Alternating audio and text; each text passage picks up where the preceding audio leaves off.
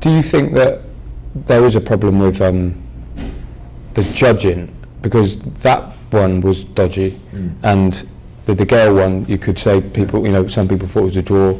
It's happened quite a lot. What do you make of the judging over there? Basically, judging is subjective, and you got two problems. One is judging is subjective, and two is some of the judges aren't good enough.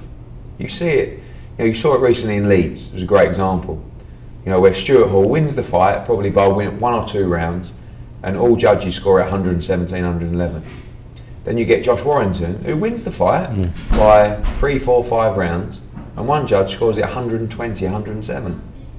You can't. It's impossible. And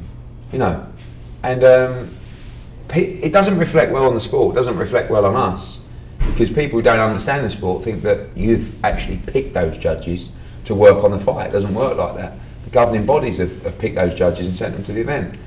And last night you had an away fighter get a gift of a decision. Do you know what I mean? In Lucien Boutte. Normally you'd get a champion. Like in a fight that's that close, 2 or 3 rounds, the champion nearly always gets it. But we get criticised, and then you look at things like, when Crolla boxed Perez, they won that fight by 3 or 4 rounds. Get your draw. So it's not that boxing's corrupt or anything like that. It's just that some of the judges aren't good enough. And some people like different things. In the De Gale fight, you've got one guy who's boxing and moving, hit cleaner shots but fewer shots, more skill, and you've got the other guy that's pressing the action and throwing 3 times many punches but landing 60% as many as De Gale. Do you know what I mean? So it's a case of what you like, and that's the subjective part of scoring. But sometimes, and I don't think the Boutte draw was an outcry, but it was wrong.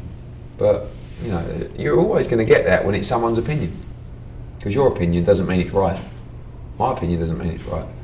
In fact, the person who's judging it, you can't really say it's a wrong decision, because it's how he scored. Opinion, yeah. So, just one final one. You mentioned Anthony Crolla there. Obviously, you fly back today, and big week ahead of his fight with Ismael Barroso.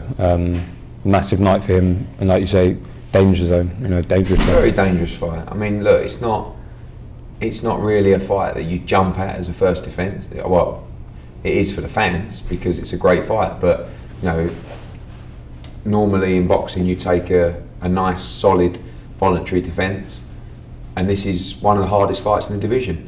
We probably could have tried to weasel our way out of it, but many thought that we would, and they started getting onto Crolla and saying, "Oh, you're going to duck Barroso," and he was like, "No," he said to me, "No, I want to fight him." I was like, okay, but we hope that the Kevin Mitchell that boxed him was past his best.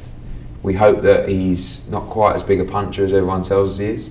We hope that his chin's not quite up to scratch. He's a favourite in the fight, but I think Crolla's massively underrated, and I think he's going to stop him late on. But it's a huge fight. It is probably the most dangerous fight in the division. So fair play for him to taking it, and if he comes through, I think he establishes himself as the number 135 pounder in the world. There's been a lot of people asking, I'm sure you get it a lot, about the undercard. Any news on that? When can we expect it? We got Martin Murray's on, Tommy Coyle's on, Paul Smith's on. The issue you have is with some of those guys is they're on comeback fights, or some are on tune-up fights, some are on a little bit tougher. Got Marcus Morrison now, a guy who's I think 11-0. He's in his first title action. You've got Shane Singleton against Adil Anwar.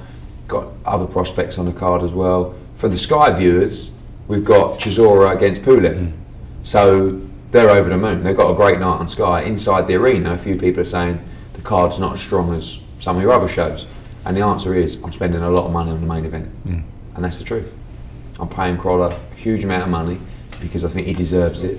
And I think more importantly, it's a very, very dangerous fight and he has to be rewarded.